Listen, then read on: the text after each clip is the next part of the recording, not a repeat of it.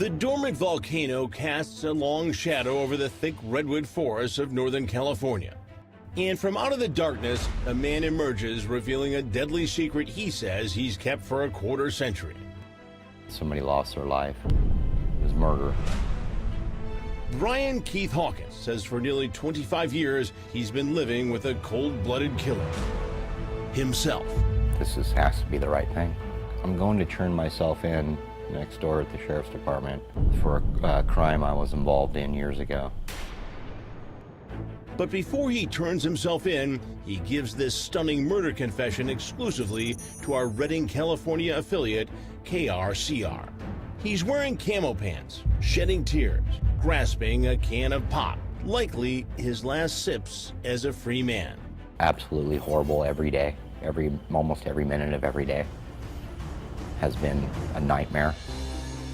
The nightmare began in 1993 when a 19-year-old named Frank McAlister vanished. His car was found abandoned in a store parking lot. Cops say there was so much blood inside, it was obvious that foul play was involved. A year later, a hiker found Frank's remains near a lake in Shasta County. It's kind of weird. Frank never even got to have a life, and neither did I. So what does Hawkins claim led up to the murder of the teenager? Somebody came up with an idea, or whatever you want to call it. They knew him. It wasn't my idea. Redding police say that somebody is an oddball character named Curtis Culver. Cops allege Curtis, his sister Shanna, along with Hawkins, conspired to lure Frank to a place called Shingletown to rob him and then buy meth. The cops say Hawkins and Curtis stabbed Frank to death and dumped his body in the woods. Investigators have long believed the Culvers were the last people to see Frank alive, but they've always denied any involvement in his disappearance. So why now? Why is Hawkins finally coming forward? God and Christ, these things that have happened throughout my whole life since then, for over 25 years, have pushed me to do the right thing. I know the wrong can't be changed, but this is as close as I can come to doing the right thing. Hawkins also got a gentle push to come clean from the first person he revealed his secret to, neighbor Tony Trapasso. He says, you know, I've done something terrible, and it was just eating at him. Both my wife and I were like, wow, you know, because we didn't expect this in a million years. And he wanted to be sure he said his piece and it got out there. So Trapasso called his granddaughter, who happened to be KRCR reporter Courtney Kreider, and then he drove the confessed killer to the TV station. As for the victim's family, Hawkins claims he's tried to contact them as well.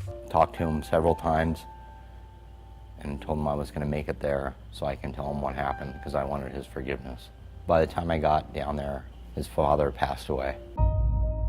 After that emotional interview with KRCR, Hawkins finished his soda pop, stubbed out a cigar, and turned himself in. When Hawkins and Curtis Culver appeared in court, their defense lawyers entered not guilty pleas. The now 46-year-old Shanna is in juvenile court because she was 17 at the time of the alleged killing.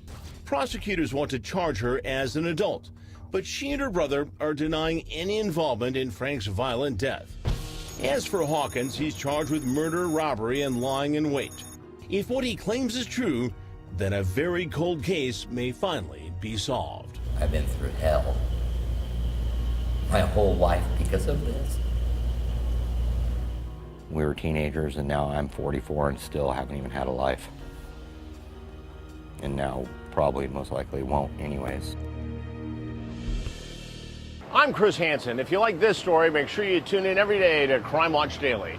You can find where the show airs in your city at crimewatchdaily.com. Watch it live or record it on your DVR and watch it at night. And to all those criminals out there, remember, we are watching.